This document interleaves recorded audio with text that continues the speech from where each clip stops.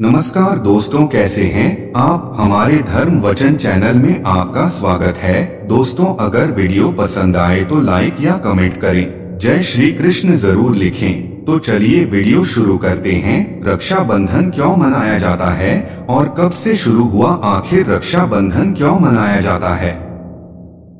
रक्षाबंधन आने वाला है, ये सुनकर ही बहुत सी बहनों के चेहरों में खुशी झलक जाती है। और हो भी क्यों न, ये भाई बहन का रिश्ता ही कुछ ऐसा होता है किसी की शब्दों में बयान नहीं किया जा सकता है। ये रिश्ता इतना ज्यादा पवित्र होता है कि इसका सम्मान पूरी दुनिया भर में किया जाता है। ऐसे में शायद ही कोई होगा जिसे कि ये न पता हो कि रक्षाबंधन का अर्थ क्या है और इसे कैसे मनाया जाता है। भारत जिसे कि संस्कृतियों की भूमि भी माना जाता है, वहीं तो इस रिश्ते को एक अलग ही पहचान दिया गया है। इसकी इतनी ज्यादा महत्व है कि इसे एक त्योहार के रूप में मनाया जाता है। जी हाँ दोस्तों, मैं रक्षाबंधन इन हिंदी की ही बात कर रहा हूँ। इस पर्व रक्षाबंधन को श्रावण माह के पूर्णिमा के दिन मनाया जाता है, जो कि अक्सर अगस्त के महीने में आता है। तो फिर बिना देरी के चलिए शुरू करते हैं। रक्षाबंधन क्या है। रक्षाबंधन का पर्व दो शब्दों के मिलने से बना हुआ है, रक्षा और बंधन। संस्कृत भाषा के अनुसार इस पर्व का मतलब होता है कि एक ऐसा बंधन जो कि रक्षा प्रदान करता हो। यहाँ पर रक्षा का मतलब रक्षा प्रदान करना होता है और बंधन का मतलब होता है एक गांठ, एक डोर जो कि रक्षा प्रदान करे। ये दोनों ही शब्द मिलकर एक भाई बहन का प्रतीक होते हैं। यहाँ ये प्रतीक केवल खून के रिश्ते को ही नहीं समझाता, बल्कि ये एक पवित्र रिश्ते को जताता है।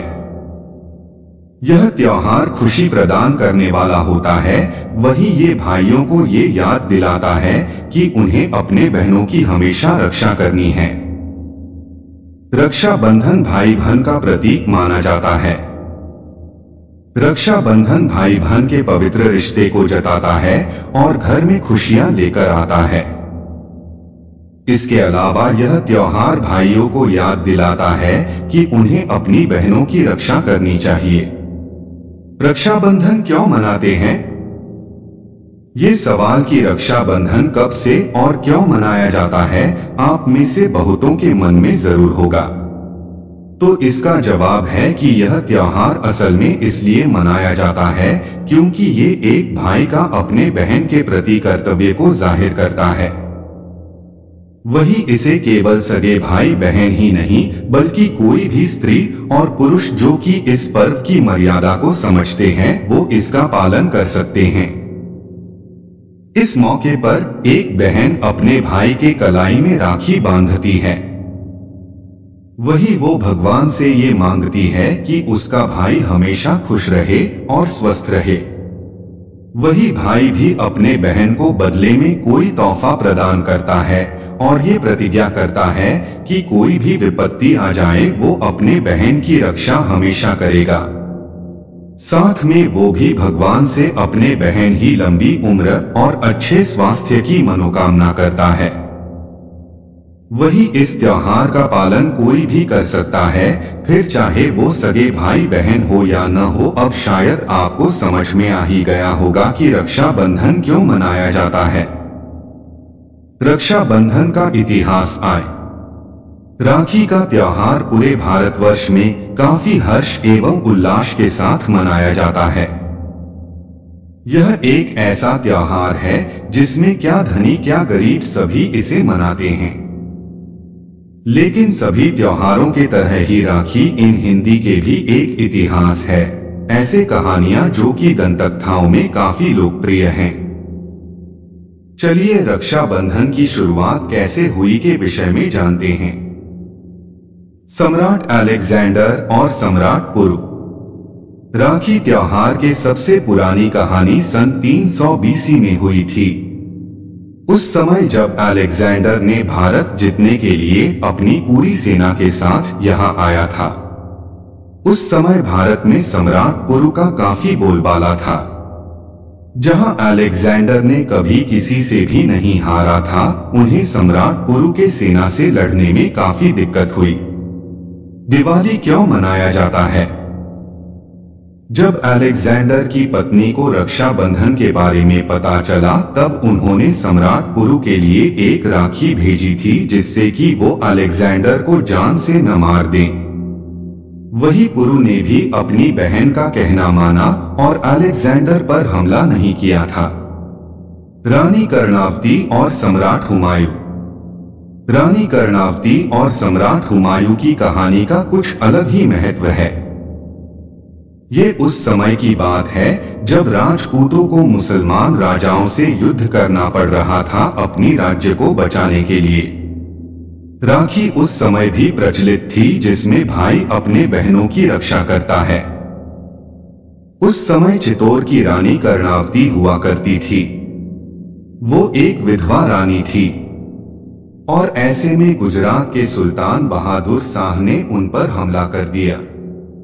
ऐसे में रानी अपने राज्य को बचा सकने में असमर्थ होने लगी।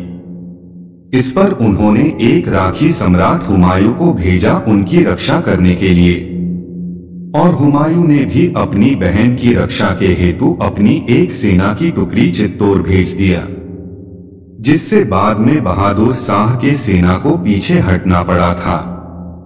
भविष्य पुराण में ये लिखा हुआ है कि जब असुरों के राजा बाली ने देवताओं के ऊपर आक्रमण किया था, तब देवताओं के राजा इंद्र को काफी क्षति पहुंची थी। इस अवस्था को देखकर इंद्र की पत्नी सची से रहा नहीं गया और वो विष्णु जी के करीब गई इसका समाधान प्राप्त करने के लिए। तब प्रभु विष्णु ने एक धागा सची को प्रदान किया और कहा कि वो इस धागे को जाकर अपने पति के कलाई पर बांध दें। और जब उन्होंने ऐसा किया, तब इंद्र के हाथों राजा बलि की पराजय हुई। इसलिए पुराने समय में युद्ध में जाने से पूर्व राजा और उनके सैनिकों के हाथों में उनकी पत्नी और बहनें राखी बांधा करती थी, जिससे वो सकुशल घर जीत कर लौट सके। माता लक्ष्मी और राजा बलि की कहानी। असुर सम्राट बलि एक बहुत ही बड़ा भक्त था। भगवान विष्णु का बलि की इतनी ज्यादा भक्ति से प्रसन्न होकर विष्णु जी ने बलि के राज्य की रक्षा स्वयं करनी शुरू कर दी। ऐसे में माता लक्ष्मी इस चीज से परेशान होने लगी, क्योंकि विष्णु जी अब और वैकुंठ पर नहीं रहते थे। अब लक्ष्मी जी ने एक ब्राह्मण औरत का रूप लेकर बलि के महल में रहने लगी। वही बाद में उन्होंने बलि के हाथों में राखी भी बांध दी और बदले में उनसे कुछ देने को कहा। अब बलि को ये नहीं पता था कि वो औरत और कोई नहीं माता लक्ष्मी है, इसलिए उन्होंने उसे कुछ भी मांगने का अवसर दिया। इस पर माता ने बलि से विष्णु जी को उनके साथ वापस वैकुंठ लौट जाने का आग्रह किया। इस पर चूंकि बलि से पहले ही देने का वादा